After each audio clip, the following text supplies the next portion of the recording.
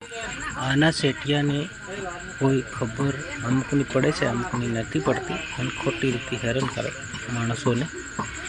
તો હંમેશા માટે એન્જિનિયરની સલાહ સૂચનાથી આગળ કામ કરાવવું જોઈએ. કે આપણું કહેલું નહીં માને, કારીગરોનું કહેલું નહીં માને એટલે શું કરે માણસ? એટલે પરેશાન થાય માણસો. કારીગરો બી હેરાન થાય, પાછું ખોલવાનું થાય એટલે હેરાન થાય. તો હરેક મુદ્દામાં આવી રીતે કંઈ કંઈ લોસા રહેતા હોય છે. તો આવી રીતે નહીં કરાવવું જોઈએ માણસોને. હવે મેં બી કેટલો પરેશાન થયો ગરમીમાં, કપડાં પૂરા ભીગી ગયા, બહુ હેરાન થાય. ખોલવાની આફત આવે, કારીગરોને હરખી રીતે કરવાની દે અને કારીગરોને હરખી રીતે બતાવે નહીં. ખુદ શીખતા હોય ત્યારે શું બતાવે? કશું નહીં બતાવી શકે. પછી અમારે જેવા મિસ્ત્રીને એમ કે ના આ ખોટું થઈ ગયું, કરતા હોય અમે હાંસું પણ ખોટું કર. હવે શેઠિયાની ખબર નહીં પડી એટલે પાછું થાય ધંધા ખોટી મજૂરી. આવી રીતે માણસોને પાછા હેરાન કરે તડકાની અંદર.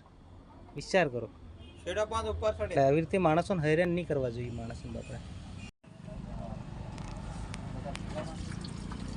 આ પોઝિશન ક્યારે આવે ખબર છે? શેઠિયા નહીં હોય, એન્જિનિયર પાકા નહીં હોય ત્યારે આવો પ્રોબ્લેમ થાય. હવે આ ખોલવાનું અને પાછું ફિટ કરવાનું આવી રીતે, બરાબર ને? એટલે એન્જિનિયર બી પાકા જોઈએ અને કારીગરનો આમાં